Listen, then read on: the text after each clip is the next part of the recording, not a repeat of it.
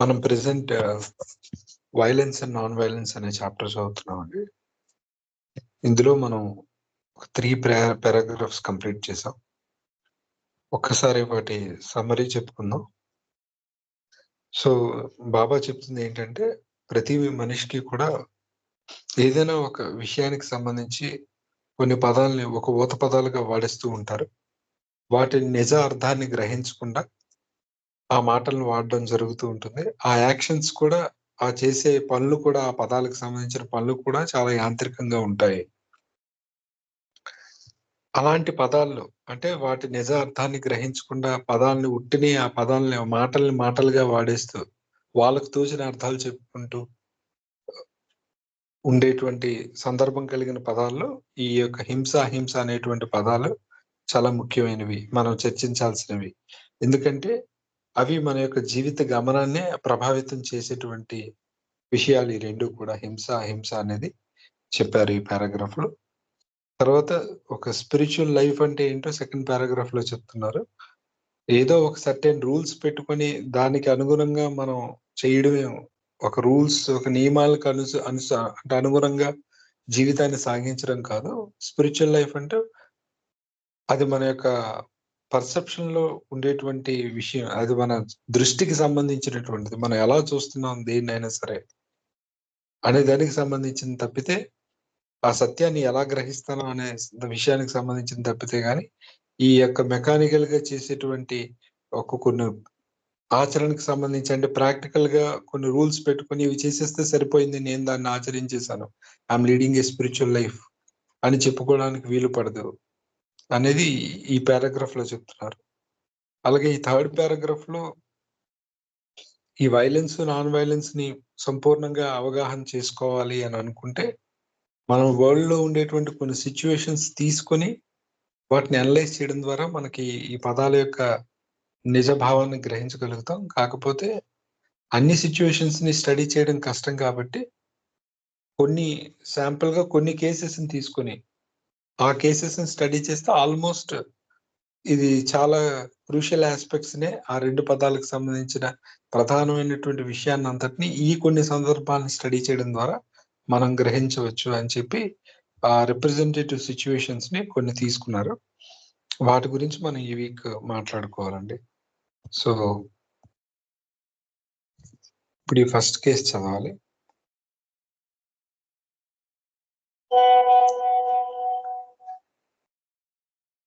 ఇది స్టార్ట్ చేయాల్సింది రాజు గారు, మీరే స్టార్ట్ చేయాల్సింది. Case of drowning man.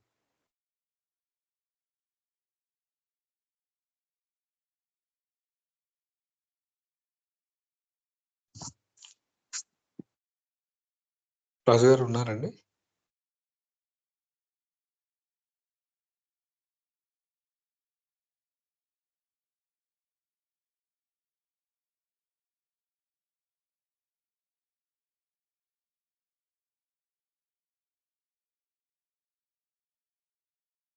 Hello, నా వాయిస్ వినిపిస్తుందండి? వాయిస్ వినిపిస్తుందన్న. రాజు గారు జాయిన్ అయ్యారా? ఒకసారి జాయిన్ అవ్వలేదు అనుకుంటున్నాను.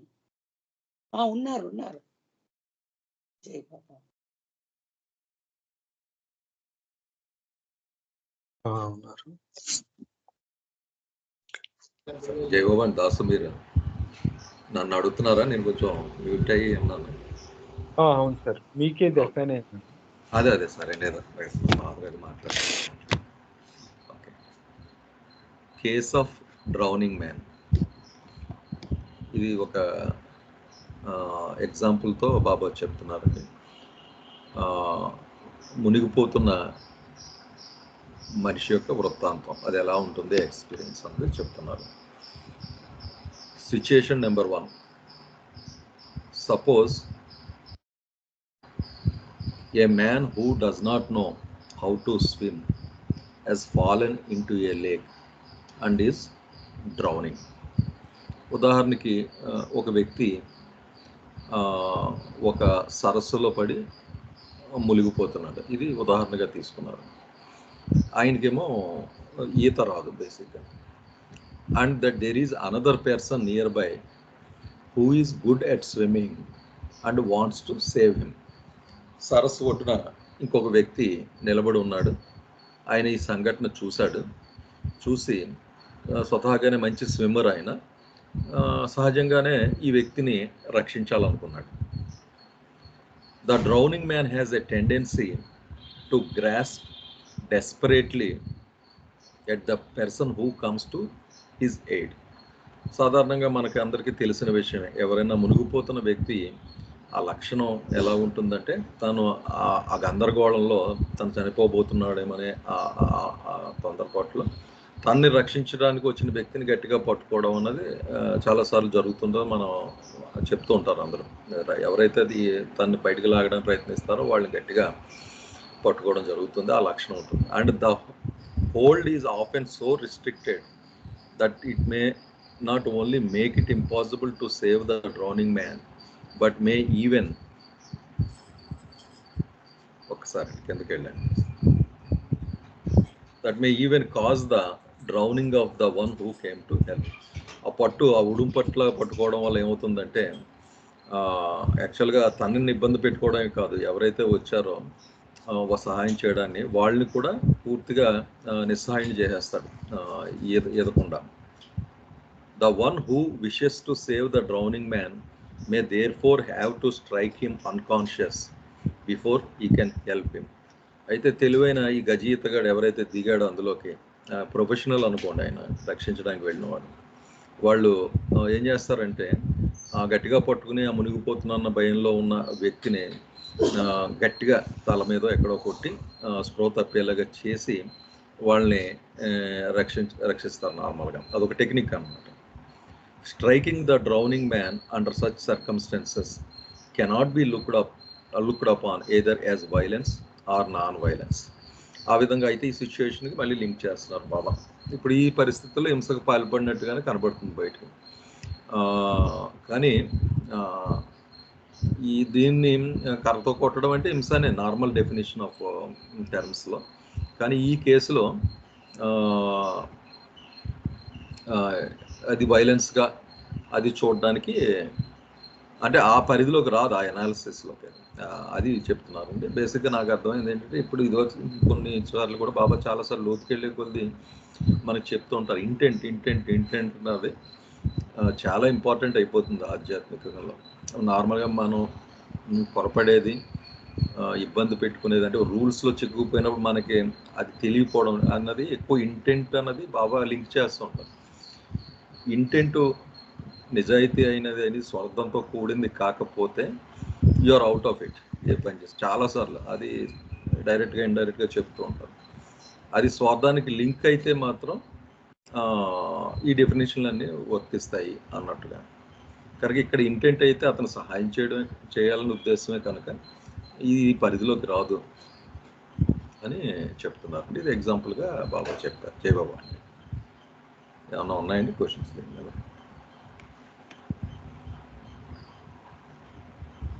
వినబడుతుందా దాసు నా వాయిస్? వినిపిస్తుంది.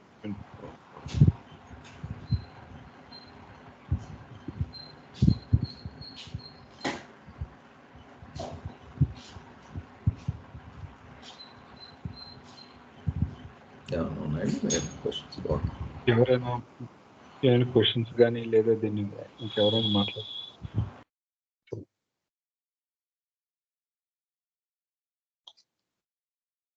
సార్ జయబాబు, క్వశ్చన్ ఏం లేదు సార్. కానీ అంటే మనకి ఇక్కడ బాబా చెప్తున్నటువంటిది నిత్య జీవితంలో మనం కూడా ఒక పార్ట్ని తీసుకొని మనం దాన్ని జడ్జి చేసేస్తుంటాం కదండి సార్. ఇది వైలెన్స్, ఇది నాన్ వైలెన్స్ అని. అంటే మనకి ఇప్పుడు ఇది అవగాహన రావడానికి బాబా మనకి ఇస్తున్నటువంటి ఎగ్జాంపుల్స్ ఇవి. అంతే కదండి సార్. అంటే ఆ వర్డ్ లోతుగా మనం అర్థం చేస్తాం మన లైఫ్లో కూడా. అవునండి, అవగాహన లేని ఎలా ఉంటుందన్నదే మెయిన్గా హైలైట్ చేస్తున్నారు. అంటే వర్డ్స్ ఎలా అలా మొదట స్టార్ట్ చేసింది అదే కదా. వర్డ్స్ అనేవి అదే సార్, వర్డ్స్ అనే కాదు సార్, చాలా సిచ్యువేషన్స్ లో కూడా మనమైనా ఇప్పుడు సపోజ్ నాకు నేనే తెలుసుకోగలుగుతాను, గప్పున ఒక్క చిన్న పార్ట్ని చూసి ఇది మంచి, ఇది చెడ్డ, ఇది హింస, అహింస అని మనం డిసైడ్ చేసేసుకుంటాం కదా. కానీ ఎంటైర్ అది చూస్తే గానీ అది విషయం తెలియదు అనేటట్టుగా అనిపిస్తుంది సార్ అక్కడ. అంటే ఇప్పుడు అక్కడ ఒక దెబ్బ కొట్టాడు, గట్టిగా కొట్టిన ఆ దెబ్బనే నేను చూశాను అనుకోండి, అంటే అప్పుడే నేను చూశాను, అయ్యయ్యో చచ్చిపోతున్నటువంటి వ్యక్తి ఇదేటి ఇలా కొట్టేస్తున్నాడు అనేదే నేను అంటాను తప్ప విషయం అంతా తెలియదు కదా. కరెక్ట్.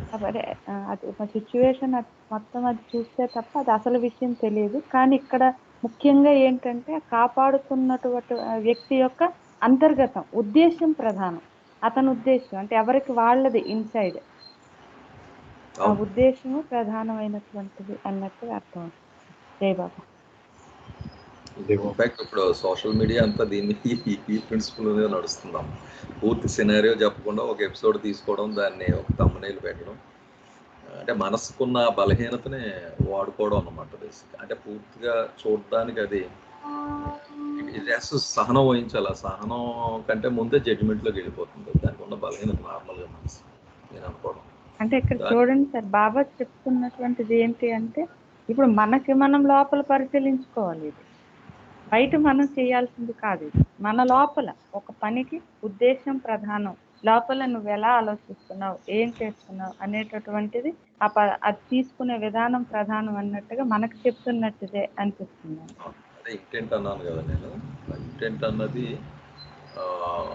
ఎదుటి వాళ్ళలోనే అర్థం చేసుకోవడానికి ట్రై చేయాలి. అంటే బేసిక్గా బియాండ్ దట్ మామూలు ప్రాక్టికాలిటీ కంటే కూడా బాబా కూడా భగవంతుడు కూడా మన ఎనలైజ్ చేసేది ఇంటెంట్ని బట్టి. నువ్వు చేసిన పని ఏదైనా కూడా నీ ఇంటెంట్ ఆయన తెలిసిపోతుంది బేసిక్గా. అక్కడే చాలాసార్లు మండలితో ఉదాహరణలు ఉంటాయి ఎన్నో కోపాలు, అందరూ విమర్శిస్తారు చుట్టూ ఉన్నవాళ్ళు. కానీ ఆయన చూసేది వేరేగా ఉంటుంది. అంటే మీరు దాసు నిన్న నాగేశ్వరరావు కార్లో వెళ్తుంటే కట్ చెప్పారు సిడి దేశ్ముఖ్ గురించి. 30 సెకండ్స్ అండి. అంటే సిడి దేశ్ముఖ్ చాలా పిసినారండి. అంటే మనకి ఇప్పుడు ఈ పుస్తకం ఎడిటర్ అయినా నిజానికి ఆయనకి కనెక్షన్ మనకే ఇంకా డాక్టర్ దేశ్ముఖ్ పిహెచ్డి. ఆయన చాలా పిసినారి. బండలి కొంచెం ఇబ్బందిగా ఉండేది ఆయనతో ఆ పిసినారితనం. తరచూ నాగపూర్ నుంచి వస్తూ ఉండేవాడు బాబాని చూడడానికి. పళ్ళు తెచ్చేవాడు. చీపెస్ట్ బార్గెనింగ్ చేసి అంతగా బాగోని పళ్ళు తెస్తుంటే మెహరాకి చాలా వర్రీగా ఉండేది. దేశ్ముఖ్ వచ్చినప్పుడు మాత్రం చెప్పండి, ఆ పళ్ళు చూసిస్తాను, బాగోట్లేదు అని ఆ ఇబ్బంది ఉండేదన్నమాట. అప్పుడు బాబాకి కంప్లైంట్ చేశారు, అటు ఇబ్బందిగా ఉంటుంది వీటికి ఇస్తున్నారు చాలా విషయాల్లో, పళ్ళనే కాదు మిగిలిన విషయాల్లో కూడా. ఆయన ప్రొఫెసర్, మహామేధావి, కానీ లోపల చాలా మంచి పసివాడి టైప్ అనమాట ఆయన మనసు. అది బాబాకు తెలుసు. అది అప్పుడు బాబా అందరినీ పిలిచి ఇలా కంప్లైంట్ చేస్తున్నారని అడిగారట. ఏంటి అయితే ఏంటి మీ ఇబ్బంది అంటే, ఒకళ్ళ తర్వాత ఒకళ్ళు కంప్లైంట్ చేశారు ఆయన గురించి చేసిన. అయితే దేశ్ముఖ్ నన్ను ప్రేమిస్తున్నాడు అన్న విషయంలో మీకు ఏమైనా సందేహాలు ఉన్నాయంటే 100% ఎవరు, no doubt is your best lover అన్నట్టుగా ఏదో ఎక్స్ప్లెనేషన్ చెప్పారు. అప్పుడు బాబా నన్ను ఒక్కసారి నన్ను ప్రేమిస్తున్నాడు నా 100% అనుకున్న తర్వాత మిగిలిన విషయాలు irrelevant to me any case, ఇంకా నాకు అందులో ఎటువంటి సంబంధం లేదు అని చెప్పి అప్పుడు బాబా ఈ కాంటెక్స్ట్లోనే చెప్తారన్నమాట. ఇంటెంట్ ఈజ్ క్రిటికల్ బేసికల్లీ, మిగిలిన అన్ని నాకు ఇర్రెలవెంట్ అన్నది అదే నుంచి మెసేజ్ ఇక్కడ చెప్తున్నట్టు అనిపించింది. జై బాబా.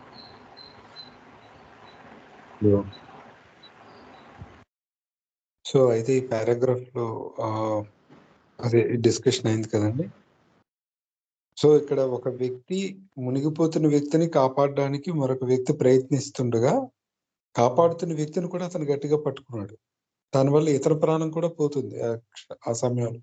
సో తన ప్రాణాన్ని రక్షిస్తూ అలాగే ఆ ఎదుటి వ్యక్తి ప్రాణాన్ని రక్షించడానికి ఆయన్ని ఆ క్షణంలో గట్టిగా ఒక రాయి తీసుకొని కొట్టి స్పృహ లేకుండా చేసి చివరికి అతను బయటికి తీసుకొచ్చి కాపాడాడు. ఇతను కూడా రక్షింపబడ్డాడు.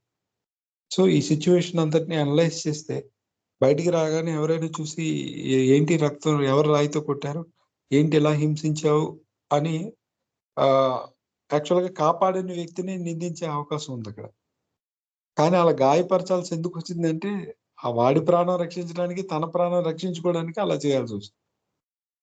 సో ఇప్పుడు ఇలాంటి సిచ్యువేషన్ లో దీన్ని హింస అంటారా అహింస అంటారా అంటే ఇది చెప్పలేము అని చెప్పారు బాబా. అంటే హింసగాను దీన్ని పరిగణించకూడదు, అహింసగాను పరిగణించకూడదు అని అన్నారు. సో ఇంకా కేసెస్ చెప్తున్నారండి, అన్ని అయిన తర్వాత కంక్లూడ్ చేస్తారు. సో మనకు అప్పుడు అర్థం అవుతుంది. నెక్స్ట్ దానికి వెళ్దామండి. Case of surgery. శ్రీలక్ష్మి గారు అనుకుంటారు. జై బాబా అండి, నేను చదువుతాను. Case of surgery. Situation number 2. Suppose a person is suffering from some disease that can only be cured through an operation. Thus, in order to cure the suffering patient as well as to protect others from catching this infection, a surgeon may have to remove the infected part. This cutting of the body with a knife also cannot be looked upon either as violence or non-violence. అంటే ఇప్పుడు ఇక్కడ ఇంకో రెండవ సిచ్యుయేషన్లో ఒక శస్త్రచికిత్స చేస్తే కానీ నయం కాని ఒక బాధతో ఒక వ్యక్తి బాధపడుతున్నాడు అనుకుందాం. అయితే అతనికి అది అంటురోగంగా కూడా ఉంటుందన్నమాట. అందువల్ల అది పక్క వాళ్ళకి వ్యాపించకుండా ఉండాలి. ఈ రోగి కూడా ఉపశమనం పొందాలి అంటే ఒక సర్జన్ అయిన డాక్టర్ అతను ఆ ఏదైతే రోగగ్రస్తమైన భాగం ఉందో దాన్ని తీసివేయాల్సి వస్తుంది. ఆ విధంగా ఆ శరీరాన్ని కత్తితో కోసి ఆ శస్త్రచికిత్స నిర్వహించి ఆ భాగాన్ని తీసివేయటం ద్వారా ఆ రోగికి ఉపశమనం కలిగించడమే కాకుండా అందువల్ల దానివల్ల వచ్చే ఇన్ఫెక్షన్ పక్కనున్న వాళ్ళందరికీ కూడా వ్యాపించకుండా ఉంటుంది. ఆ విధంగా జరిగినప్పుడు దీన్ని కూడా ఈ సిచ్యుయేషన్లో కూడా ఆ శరీరాన్ని కత్తితో కోసి ఆ భాగాన్ని తీసేయటం అనేది హింస అని కానీ లేదా అది అహింస అని కానీ అనడానికి లేదనమాట. ఎందుకంటే అందులో అసలు మూలం కారణం ఏమిటి? అతన్ని బాధ నుంచి రక్షించటం, దానివల్ల ఇతరులు కూడా ఆ అంటువ్యాధికి వ్యాధి బారిన పడకుండా ఉండటం కోసం ఈ ప్రయోగం చేయవలసి వస్తుంది. కాబట్టి ఇది అవతల వాళ్ళకి బాధని తొలగించడానికి చేసేది కాబట్టి దాన్ని హింస అని అనడానికి లేదు. అలాగే మరి అహింస అనేది శరీరానికి కత్తితో మరి కట్ చేస్తున్నాం కాబట్టి అలానే అక్కడ అహింస అని అనటానికి కూడా లేదు అని ఇక్కడ చెప్తున్నట్టుగా అనిపిస్తుందని. జై బాబా.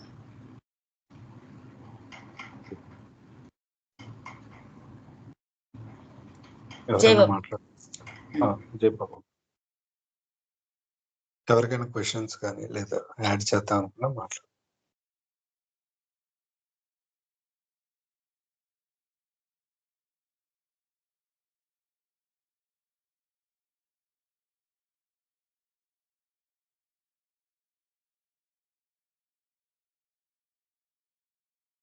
ఓకే, క్వశ్చన్స్ ఏవి లేవంటే మనం ముందుకు వెళ్దాం.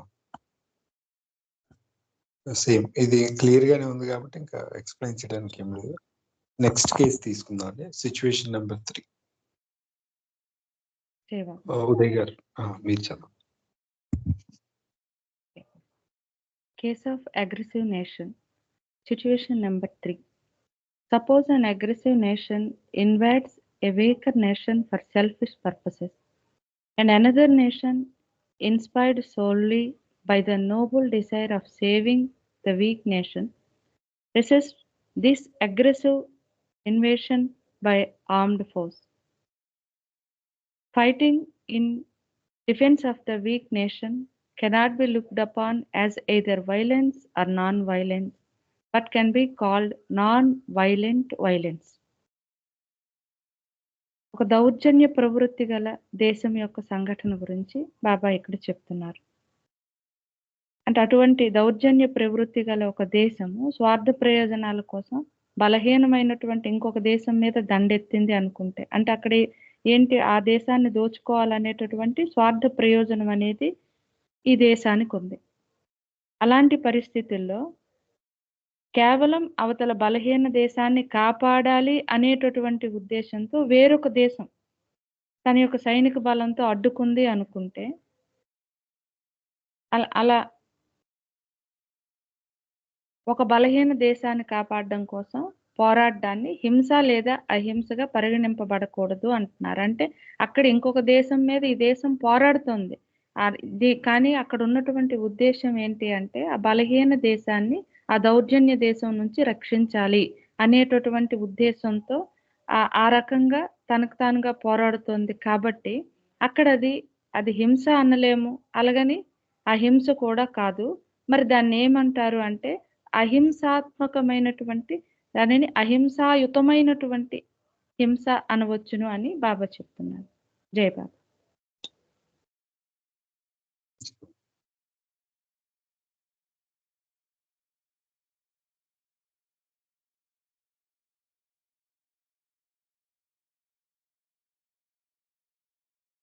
ఎవరైనా మాట్లాడతారండి?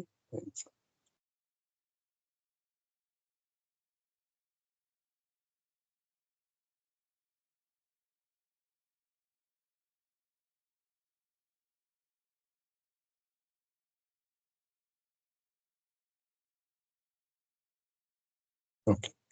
సో ఇది కూడా క్లియర్ గానే ఉంది కదండి. సో ఒక వీక్ కంట్రీ మీద ఒక స్ట్రాంగ్ కంట్రీ ఒక దౌర్జన్యంగా అంటే ఏ కారణం లేకుండా కేవలం దాన్ని ఆక్రమించుకోవాలని ఇంకే స్వార్థ ప్రయోజనం కోసం అటాక్ చేసేటప్పుడు ఈ బలహీనమైన దేశాన్ని రక్షించడానికి మరొక కంట్రీ మరొక దేశం అనేది ఈ యుద్ధ రంగంలో దూరి ఈ బలమైన దేశంతో పోరాడింది అనుకోండి, అప్పుడు మరి యుద్ధం అనేది వైలెన్స్ గా కన్సిడర్ చేయబడుతుంది కదా. మరి ఇక్కడ దాన్ని వైలెన్స్ అనాలా అంటే అలా చెప్పలేము. ఇది వైలెన్స్ అని చెప్పలేం, నాన్ వైలెన్స్ అని చెప్పలేం. మరి దీనికి ఒక స్పెషల్ నేమ్ కూడా బాబా ఇచ్చారు. అదేంటంటే నాన్ వైలెంట్ వైలెన్స్ అని కావాలంటే దీన్ని అనొచ్చు.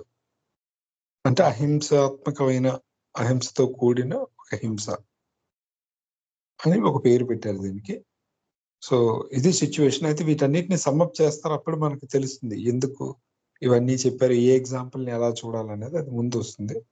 జస్ట్ మనకి ఈ సిచ్యువేషన్ అర్థమైతే సరిపోతుందండి ప్రస్తుతానికి. సో దీనికి సంబంధించి ప్రశ్న ఏది లేకపోతే ముందుకు వెళ్దాం మనం.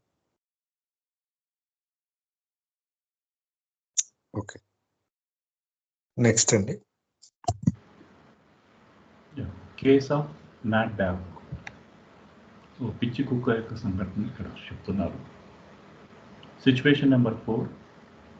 Suppose a mad dog has run amok and is likely to bite some school children, and the teachers in the school destroy the mad dog in order to protect the children. ఇక్కడ ఏం చెప్తున్నారు, ఒక పిచ్చి కుక్క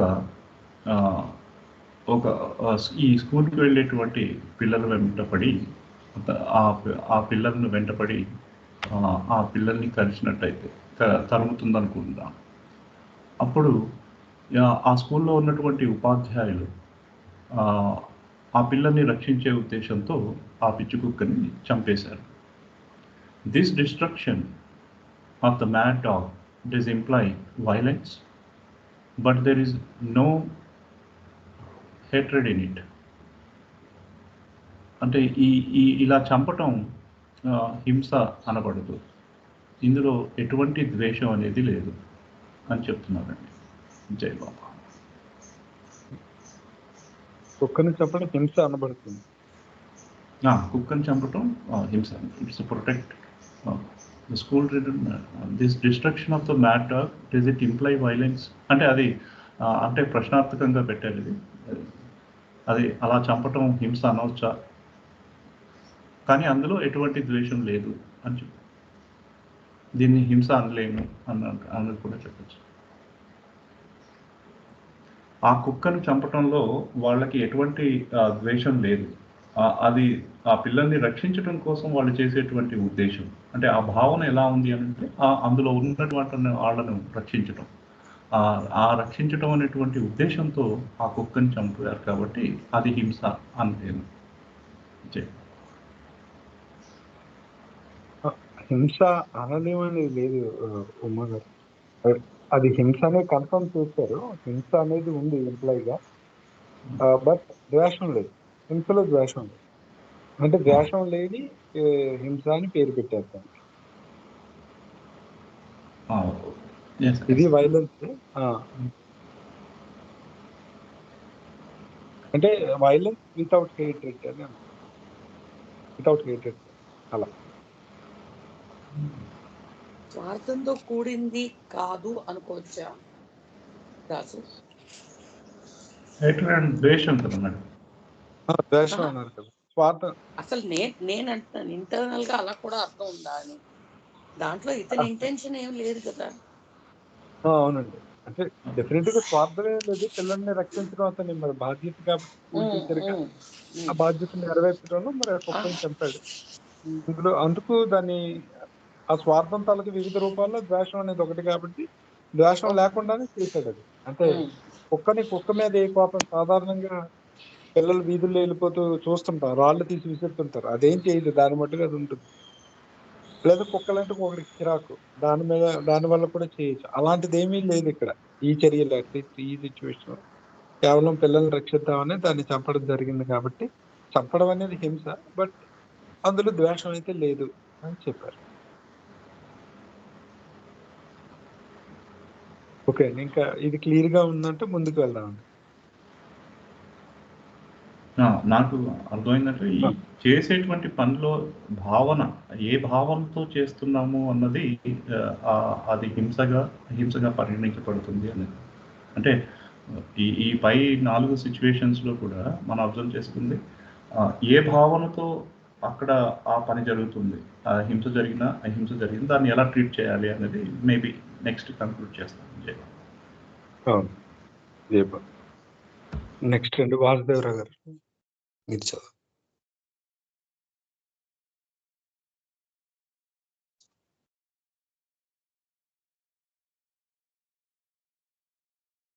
hello,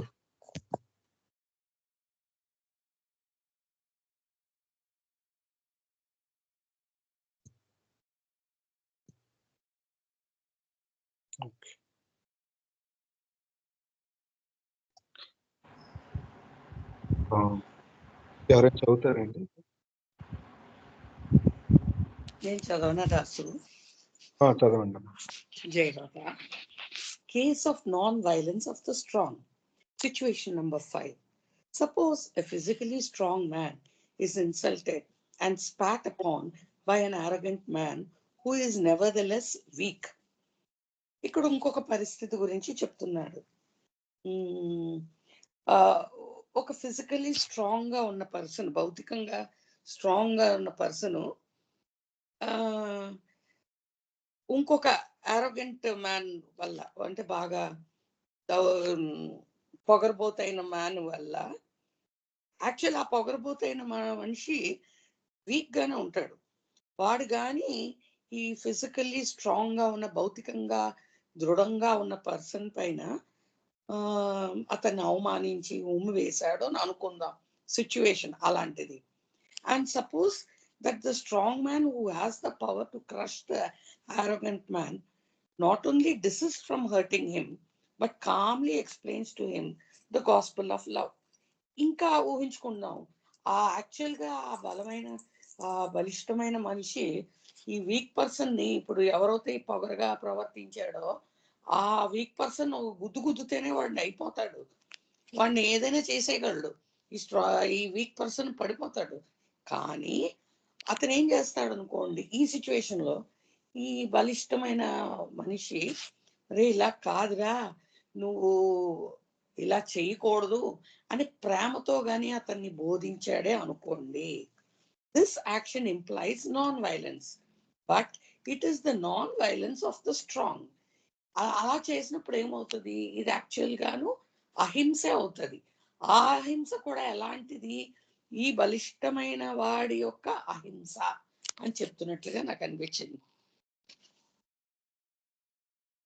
అంటే ఇందాక దాకా violence గా కనబడినవి కూడా యాక్చువల్ వైలెన్స్ కాదు అంటున్నారు.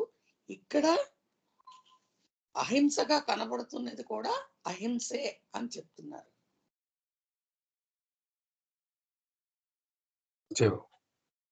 నాకు అలా అర్థమైంది.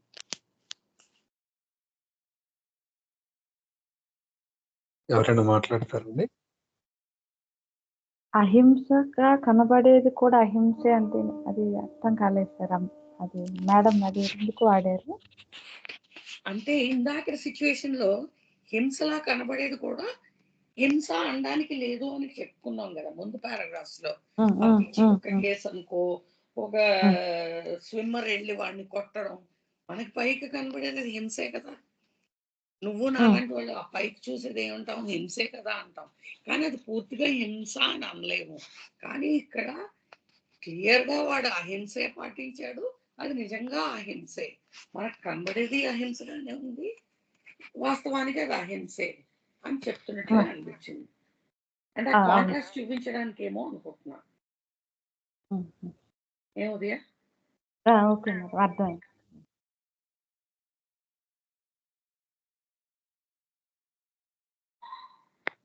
ఏమైనా క్వశ్చన్స్ ఉన్నాయి?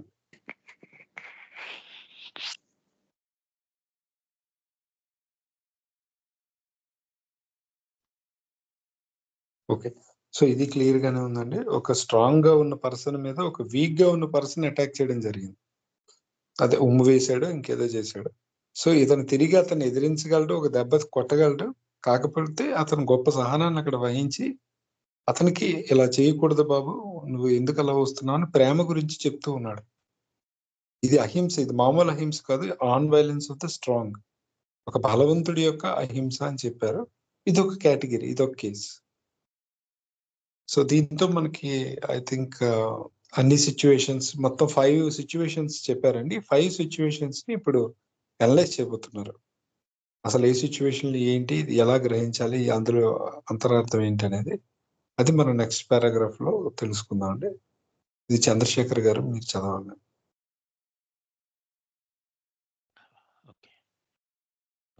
Need for delicate considerations. The first 3 situations mentioned above clearly bring out the question whether a situation implies violence or non-violence cannot be decided except by entering into many subtle and delicate considerations regarding the diverse details of the situation and the motive that prompts the action. అయితే గత పైన చెప్పినటువంటి 5 సందర్భాల్లో ఇది వైలెన్సా non వైలెన్సా అనేది రకరకాల కోణాల్లో చూసినప్పుడు మాత్రమే దాన్ని అసలు విషయం తెలుస్తుంది అన్నది ఆ పెద్ద సెంటెన్స్ తాలూకా భావం. The last 2 situations show that even where violence and non-violence is implied, certain other factors give meaning beyond the ordinary sense attached to these words, violence and non-violence. మొదటి మూడింట్లో వైలెన్స్ కనబడుతున్నప్పటికీ అది నాన్ వైలెన్స్గా చెప్పడం జరిగింది రకరకాల కోణాల్లో. అలానే last 2 సందర్భాల్లో కూడా అది నాన్ వైలెన్సే అయినప్పటికీ అది నాన్ వైలెన్స్ అనేది అంటే మన తాలూకా పారిభాషికంగా మనం చెప్తాం కదా, ఆ కోణంలో కాకుండా ఇంకా వేరే కోణంలో కూడా అది నాన్ వైలెన్స్ అనేది, అంటే ఇది బయటకు కనిపించేటువంటి మన సాధారణ భాషలో మనం వాడేటువంటి అర్థాల్లో ఇవి తీసుకోకూడదు. దీనికి ఎన్నో సెటిల్ కోణాలు ఉంటాయి, అవి మనం అర్థం చేసుకోవాలి అన్నది ఇక్కడ ఈ పారాగ్రాఫ్లో ఉంది. అవి ఏంటి అనేవి బహుశా నెక్స్ట్ పారాగ్రాఫ్లో విశ్లేషణాత్మకంగా లేకపోతే వివరణాత్మకంగా మనం తెలుసుకునేటువంటి అవకాశం ఉంటుంది. ఓకే అండి, దీని మీద ఎవరైనా మాట్లాడతారండి? ఏమైనా క్వశ్చన్స్ ఉన్నాయా?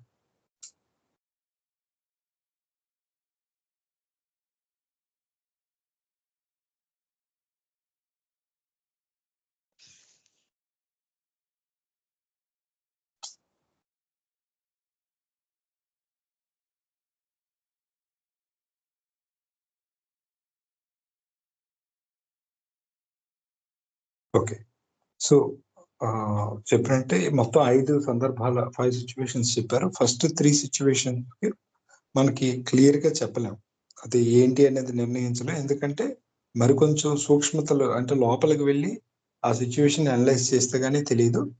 అలాగే చివరి 2 సంఘటనలు అంటే ఈ 2 సంఘటనలు అంటే మనకి అగ్రెసివ్ నేషన్ చెప్పారు కదా, ఒక దేశం మీద మరొకటి దండెత్తడం, తర్వాత ఈ సర్జరీ ఒకటి చెప్పారు. ఈ కేసెస్ లో మనకు క్లియర్ గా తెలుస్తుంది అది వైలెన్స్ నాన్ వైలెన్స్ అనేది. బట్ స్టిల్ దానికి వేరే షేడ్స్ కూడా ఉన్నాయి, వేరే ఆస్పెక్ట్స్ కూడా ఉన్నాయి. అప్పుడు అవి కూడా చూసినప్పుడే మనకు ఆ 2 పదాల యొక్క నిజార్థం గ్రహించగలుగుతాం. ఈ 5 సందర్భాల్లో అని ఇక్కడ జస్ట్ ఇంకా పరిచయం చేస్తూ లోపలికి వెళ్తున్నారు. Next paragraph, comments on the case of drowning. ఇది ఎవరండి? గోపాలకృష్ణ గారు. గోపాలకృష్ణ గారు అన్నది ఎవరైనా చదువుతారండి? నేను చదువుతాను. Comments on case of drowning man. A detailed analysis of situation number 1 shows that though it involves the use of force without prior consent of the victim, the motive was to save the drowning man. ఇక మునిగిపోతున్నటువంటి వ్యక్తి విషయానికి వస్తే ఆ వ్యక్తి తాలూకా అనుమతి లేకుండానే ఆ వ్యక్తికి ఒక దెబ్బేసి, అంటే అతను పట్టేసుకుంటాడు అనమాట. నూతిలో మునిగిపోతున్న వ్యక్తిని తీయడానికి వెళ్తే అతను ఆ మెడ కాళ్ళు పట్టేసుకుంటాడు, అంటే మీదకి లేపే వ్యక్తిని. అప్పుడు ఏంటంటే ఇద్దరు మునిగిపోతారు. అప్పుడు ఇది జరుగుతుంటుంది, యాక్చువల్లీ రియల్ ఇన్సిడెంట్, ఇది సాధారణంగా జరిగేది. ఎందుకంటే ప్రాణం పోతుందన్న భయంలో ఆ మునిగిపోతున్న వ్యక్తి, ఆ తేలుతున్న వ్యక్తి ఈత కొడుతున్నప్పుడు వాడిని వాడిని చేతితో పట్టుకోవాలి. వీడు పట్టుకోకుండా ఆ మునిగిపోతున్నవాడు వీడిని పట్టేసుకుంటాడు, ఆ చేతులు కాళ్ళు ఆడనివ్వకుండా చేస్తాడు. అది కావాలని చేయడు, ప్రాణం పోతుందేమో అన్న భయంతో. అప్పుడు ఏం చేస్తారంటే విదిలించాలి. ఆ విదిలించడం ఏంటంటే మామూలుగా విదిలించి మాట్లాడుతుంటే వాడికి వినిపించదు ఆ భయంలో. అప్పుడు ఏం చేస్తాడంటే గట్టిగా తనడం లేకపోతే కొట్టడం చేస్తాడనమాట. ఆ కొట్టడం అనేది ఇక్కడ దాని గురించి ఇక్కడ చెప్తున్నారు. అతని అనుమతి లేకుండా అతన్ని ఆ పిడిగుద్దులు గుద్దడమో లేకపోతే విదిలించడంలో చేసేటటువంటి హింస ఏంటి అనేది. Okay, the application of force without the consent of the man to whom it is used may be termed a case of violence, but force is used for the good of the drowning man and not with any desire to inflict injury or harm on him. And in that sense, it may be said that it is not a case of violence. అయితే అతనికి ఏదో హాని చేయాలని ఆ వ్యక్తి రక్షిస్తున్నటువంటి వ్యక్తి కొట్టలేదు కాబట్టి దీన్ని వైలెన్స్ గానే నాన్ వైలెన్స్ గానే మనం చెప్పవచ్చు.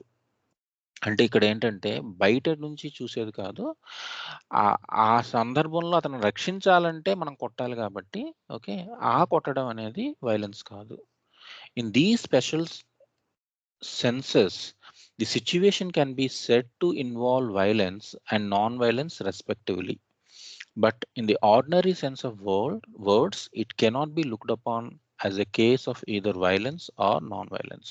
అయితే ఇక్కడ మొదటి దాని గురించి చెప్పినప్పటికీ అన్నింటి గురించి ఒక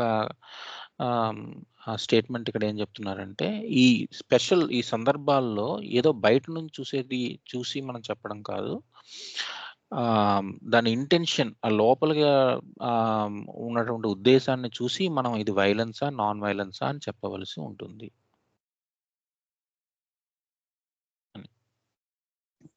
అయితే ఇదంతా ఎందుకు ఇలా చెప్తూ ఉన్నారంటే మన దేశంలో అహింస గురించి చాలా, అంటే దాని ప్రాధాన్యత ఉంది. అందులో ఒక మతం ఉంది కదా, జైన్ మతం. ఆ జైన్ మతం ఏంటంటే ఎటువంటి సందర్భంలో కూడా నేను ఒక జీవాన్ని చంపకూడదు అని వాళ్ళు మూతికి ఒక తెల్లగుడ్డ కట్టుకుంటారు.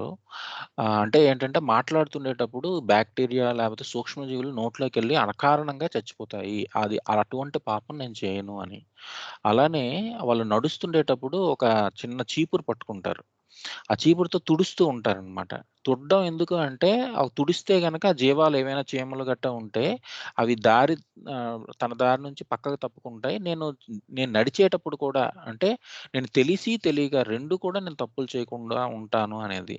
అయితే ఇది వాళ్ళు చాలా లిటరల్‌గా, అంటే అందరూ తీసుకుంటారు కాదు, వాళ్ళలో కూడా ఆ జైన్ మతంలో అసలు అర్థాన్ని తెలుసుకొని ఇప్పుడు కూడా సన్యసిస్తున్న వాళ్ళు చాలామంది ఉన్నారు. అంటే అందులో చాలా గాఢత ఉంటుంది జైన్ మతంలో. కానీ లిటరల్‌గా తీసుకొని అసలు పని కూడా చేయకుండా, లేపోతే ఆ పనిలో కూడా, అంటే నేనేదో జంతువులని కూడా రక్షిస్తున్నాను, లేపోతే జీవాలను కూడా రక్షిస్తున్నాను అన్న క్రమంలో ఇంకా పెద్ద తప్పులు చేసేటటువంటి ఆస్కారం ఉంటుంది. ఎందుకంటే ఈ అవగాహన లేకుండా, ఈ సూక్ష్మమైనటువంటి ఈ తేడాలు తెలుసుకోకపోవడం వల్ల. ఇది మన దేశంలో ఇంతకుముందు చాలా బాగా ఉండేది. బహుశా దాస్ గారు సమ్మప్ చేస్తారు. ఎందుకంటే ఇది చెప్తున్న సందర్భం భారతదేశంలో అహింసాయుతమైనటువంటి స్వాతంత్ర సంగ్రామం జరుగుతున్నది. అందులో కొంతమంది అతివాదులుగా అప్పుడు పేరు పెట్టినటువంటి అరవింద్ ఘోష్ లాంటి వాళ్ళు మన దేశంలో మనం స్వతంత్రాన్ని సంపాదించుకోవాలనుకుంటే మనకి దాన్ని అడ్డు తగులుతున్నటువంటి ప్రభుత్వాన్ని మనం ఆయుధంతోనే ఎదుర్కోవాలి, అది అహింసలోకే వస్తుంది అని ఒక వర్గం ఉండేది. ఓకే, అయితే అహింస అంటే వాళ్ళు కొట్టినా మనం కొట్టకూడదు అనేటువంటి వర్గం ఒకటి ఉంది. దీన్ని ఎలా మనం అర్థం చేసుకోవాలి అనేది అప్పట్లో బాగా చర్చ జరుగుతూ ఉండేది. అందుకోసం ఇదేంటంటే ప్రస్ఫుటంగా ప్రముఖంగా ఇక్కడ చర్చిస్తూ ఉన్నారు. అయితే ఎలా తీసుకోవాలనేది మనం బహుశా ఈ పారాగ్రాఫ్లు అన్నీ అయిపోయిన తర్వాత బాబా గారు ఏం చెప్పారన్న దాంతో చూసిన తర్వాత మనం తెలుసుకుందాం. అదండి ఇక్కడ. సో ఎవరైనా మాట్లాడతారండి?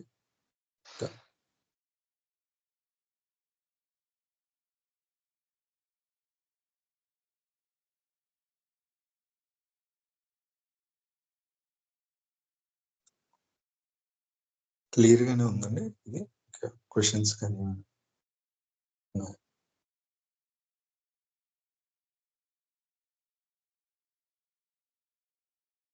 సో ఒకసారి సమ్అప్ చేస్తానంటే, సో అతను ఫస్ట్ సిచ్యువేషన్ తీసుకున్నారు. సో ఫస్ట్ సిచ్యువేషన్ లో ఆ మునిగిపోతున్న వ్యక్తిని కొట్టి అతను కాపాడాడు. సో అతను పర్మిషన్ లేకుండా కొట్టాడు కాబట్టి అందులో హింస అనేది కనిపిస్తుంది. ఎందుకంటే యువతల వ్యక్తికి అర్థం కాదు ఎందుకు వాడు నన్ను ఇలా కొడుతున్నాడు అనేది. ఎందుకు కొడుతున్నాడు అంటే వీడి భయంతో వాడిని కూడా గట్టిగా పట్టేస్తున్నాడు, ఇద్దరు మునిగిపోతున్నారు. అది పెద్ద ప్రమాదకరమైంది. సహకరించట్లేదు. రక్షిద్దామని దూకిన వ్యక్తిని కూడా ఈ మునిగిపోతున్న వ్యక్తి పట్టుకొని ఉండడం వల్ల అక్కడ ఇద్దరికి ప్రమాదం జరిగే పరిస్థితి ఉంది. కాబట్టి వీడికి చెప్పిన ఆ సిచ్యువేషన్ అర్థం కాదు కాబట్టి ఇతను గాయపరిచి గృహ లేకుండా చేసి కాపాడదామని అనుకున్నాడు. కానీ ఆ సిచ్యువేషన్ చూస్తే రాయితో కొట్టడం అనేది అతను అనుమతి లేకుండా అది హింసగానే కనిపిస్తుంది. కానీ మోటో చూస్తే అందులో అహింస అనేది ఉంది. ఎందుకంటే అతన్ని రక్షించడం అనేది అహింస కాబట్టి అది అహింస అనేది మనం బయట నుండి చూస్తే చెప్పలేం. కానీ దాన్ని ప్రత్యేకమైన యాంగిల్లో చూసేటప్పుడు దాన్ని అహింసగా కన్సిడర్ చేస్తారు. ఒక యాంగిల్లో చూస్తే ఇంకో యాంగిల్లో దాన్ని హింసగా కన్సిడర్ చేస్తారు. సో దీని కంక్లూజన్ ఉంది ఇంకా. సో మనం నెక్స్ట్ దానికి వెళ్దామండి. నెక్స్ట్ జై బాబా నాన్న. జై బాబా. Comments on case of surgery. Situation number 2 is slightly different. అంటే ఈ శస్త్రచికిత్స సంఘటనపై విమర్శ వ్యాఖ్య అన్నమాట. దీని మీద చెప్తున్నారు బాబా. ఏం చెప్తున్నారు? ఈ రెండవ పరిస్థితి కొంచెం భిన్నమైంది అన్నారు. పైన ఏం చెప్పారు? ఆ నదిలో మునిగే వాడి గురించి చూపిస్తూ దానికంటే కొంచెం భిన్నమైందని చెప్తున్నారు. Here also there is application of force brackets లో even to cutting the body which is for the good of the patient. ఇక్కడ కూడా అంటే ఈ బలప్రయోగం అనేది అంటే శరీరాన్ని కోసేస్తారు ఇక్కడ కూడా. కానీ అది రోగికి మంచి గురించే కోస్తారనమాట అని చెప్తూ ఇక్కడ. But in most cases the patient gives his prior consent to the operation. కొంచెం పైకి స్క్రోల్ చేయాలి. ఇక్కడ ఏం చెప్తున్నారు? దీంట్లో ఆ రోగి చాలా కేసుల్లో రోగి యొక్క అనుమతి తీసుకుని అతను ఆపరేషన్ సర్జరీ చేస్తాడు.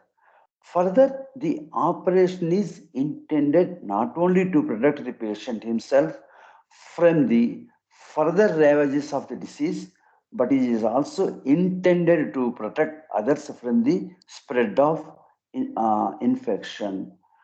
రోగిని అంటే ఇక్కడ పైన చెప్పే దాంట్లో ఈ రోగిని ఏం చేస్తున్నాడు? ఆ రోగాన్ని నుంచి కాపాడుతాడు. అతని ఆ శస్త్రచికిత్స యొక్క ఉద్దేశం ఏంటి? కొయ్యటం అనేది దేనికి? ఆ రోగాన్ని నుంచి కాపాడుతున్నాడు.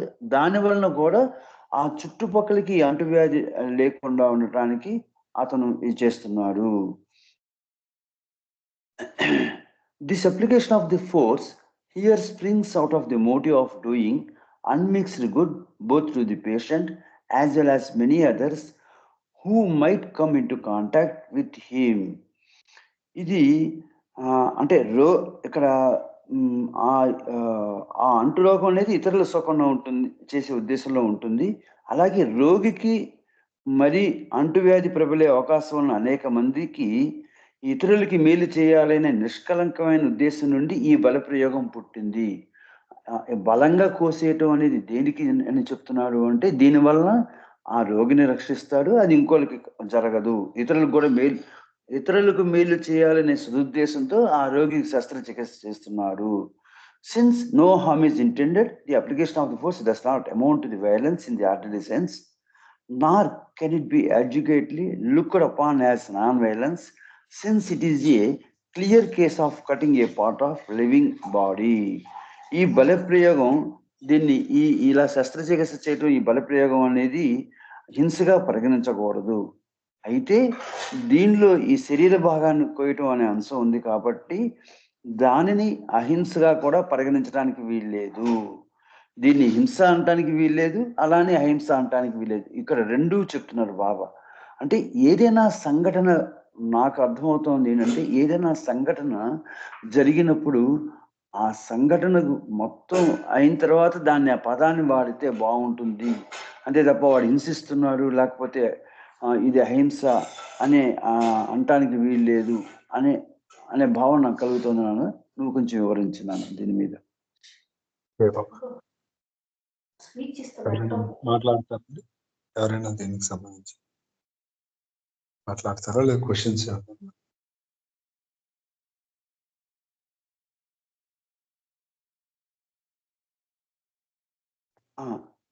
ఇప్పుడు పైన చెప్పిన దానికి, ఈ రెండు చెప్పిన దానికి మనం వీటిని హింస అనకూడదు అంటున్నారు, అహింస అనకూడదు అంటున్నారు. అంటే కొంచెం అర్థం చెప్పున్నాను బాబు ఈ రెండిటికి. అదేనండి, అంటే పైన చెప్పిన సిచ్యువేషన్ లో మనకు ఒక దగ్గర హింస కనిపిస్తుంది, ఒక దగ్గర అహింస కనిపిస్తుంది. ఆ ముందు వ్యక్తిని గాయపరచడం, రాయితో కొట్టి దేంతో కొట్టి స్పృహ లేకుండా చేయడం అనేది హింస. రెండవది అతన్ని మునిగిపోతున్న వ్యక్తిని కాపాడడం అనేది అహింస కదా, రక్షించడం అనేది. సో అక్కడ ఆ సందర్భంలో ఆ పరిస్థితిలో రెండు ఇన్వాల్వ్ అయినా కానీ డైరెక్ట్ గా ఈ సిచ్యువేషన్ ని హింస అహింస అని ఏది చెప్పలేం. అలాగే ఇక్కడ కూడా ఈ చెడిపోయిన ఆ శరీర భాగాన్ని కోయడంలో హింస ఉంది. కట్ చేస్తున్నాడు, బ్లడ్ వస్తుంది, నొప్పి ఉండొచ్చు. సో అందులో హింస కనిపిస్తుంది. కానీ ఆ శరీర భాగాన్ని కట్ చేసి యాంపిటేట్ చేసి తీసేయడం వల్ల మిగిలిన వాళ్ళకి అంటురోగం వ్యాపించకుండా ఇతరులందరినీ రక్షిస్తూ ఉన్నాడు. కాబట్టి అందులో అహింస అనేది ఉంది. కాబట్టి ఈ సిచ్యువేషన్ లో కూడా హింస అహింస రెండూ ఉన్నాయి. కాబట్టి పూర్తిగా సిచ్యువేషన్ హింసని కానీ అహింసని కానీ చెప్పలేము అని ఈ పారాగ్రాఫ్ లో చెప్తున్నాను. అంటే కంక్లూడ్ ఏ రకంగా చేస్తారనేది మనం ముందుకు వెళ్తే తెలుస్తుంది. అందుకే ఇక్కడ ఏం మాట్లాడట్లేదు. సో ఇక్కడ వరకు ఈ సిచ్యువేషన్ కూడా ఏది ఏ కేటగిరీలోకి పెట్టలేము, పూర్తిగా హింస అనే దాంట్లోకి, పూర్తిగా అహింస అనే దాంట్లోకి అని చెప్తున్నారు. అదే దీన్ని అహింసగా కూడా పరిగణించడానికి వీలు లేదు అన్నారు కదా, అందుకని మనకు సందేహం. అంటే అది హింస కదా, అందులో మరి వైలెన్స్ ఉందని చెప్తున్నారు కదా. అప్లికేషన్ ఆఫ్ ఫోర్స్ అంటే అదే మరి ఆయన ఫోర్స్ చేసి ఆ భాగాన్ని తీసేస్తున్నారు కదా. మరి రోగికి కోస్తున్నాడు కదా, రోగి పర్మిషన్ తీసుకుని కోస్తున్నాడు కదా, మరి దీన్ని అహింస కూడా అనకూడదు అంటున్నారు. మరి ఒక శరీర భాగాన్ని కొయ్యడం అనేది అంటే మీరు ఆ ఒక్క పార్ట్ ని చూస్తే అది హింస. అంటే వీటిని అప్లై చేస్తారు, ఇవన్నీ ఎగ్జాంపుల్స్ అండి.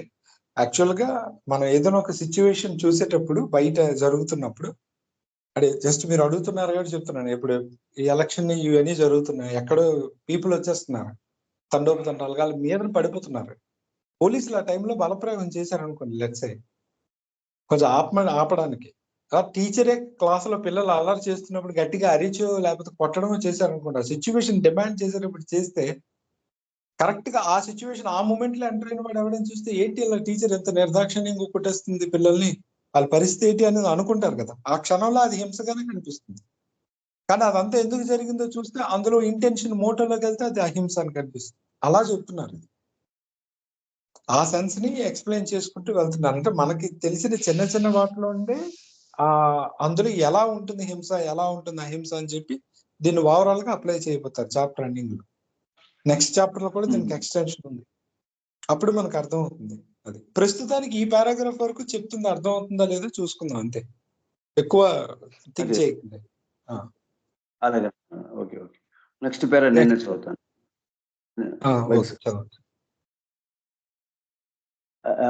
పేరా మొత్తం చదివి ఇప్పుడు తెలుగు చదువుతున్నాను.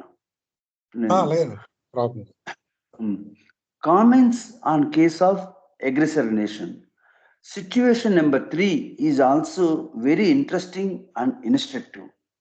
Here, the fighting involves offering resistance to aggression with no selfish motive or personal interest, but solely with a purpose of defending the weaker nation. This may inflict much injury and even destruction upon the aggressor nation, and the use of the force is not only without its prior consent but against its deliberate and conscious will. Even in this situation, we do not have a clear case of violence. In spite of the injury and harm involved, the application of the force is not only for the good of the weaker nation, which is the victim, but in a very important sense, it is also for the good of the aggressor nation itself, because through the resistance encountered to its aggression, it is gradually cured of its spiritual weakness or disease of having a tendency to invade and exploit weaker nations. This violence is really not violent, and so it is called non-violent violence. దౌర్జన్యకర ప్రవృత్తి ఉన్న దేశాలకు సంబంధించిన సంఘటనపై విమర్శ. ఈ మూడవ పరిస్థితి కూడా చాలా ఆసక్తి కలిగిస్తుంది, మళ్ళీ ప్రభావత్మకమైనది. ఇక్కడ జోక్యం చేసుకునే దేశం యొక్క పోరాటము దౌర్జన్యకర దేశం యొక్క దాడిని ఎదుర్కోవటానికి మాత్రమే ఉద్దేశింపబడింది. దీనిలో ఇసుమంత స్వార్థం కానీ లేదా స్వప్రయోజనం కానీ లేదు. పోరాటం యొక్క ఏకైక ధ్యేయం బలహీన దేశాన్ని కాపాడటమే.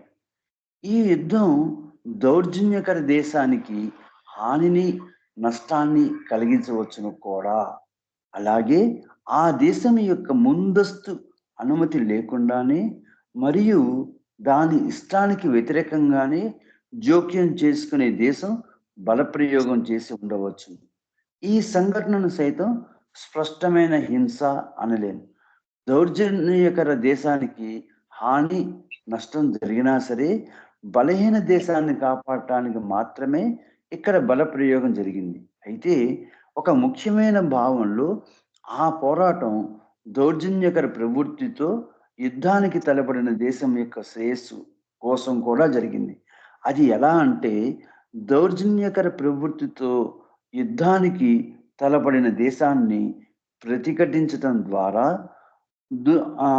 దుందురుకు స్వభావం కల ఆ దేశం క్రమంగా బలహీన దేశాల మీద దాడి చేసి దోచుకోవటము అనే ఆధ్యాత్మిక బలహీనత లేదా రోగం నుండి స్వస్థత పొందుతుంది. ఈ రకమైన హింస నిజానికి హింస కాదు, కనుక దానిని అహింసాయుతమైన హింస అంటారు. జయబాబునా, ఇది 7-9 మరి రేపు డిస్కస్ చేసుకుందాం.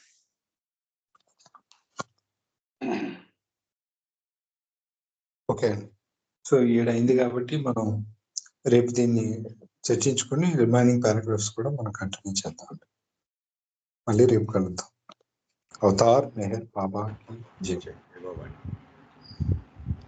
జై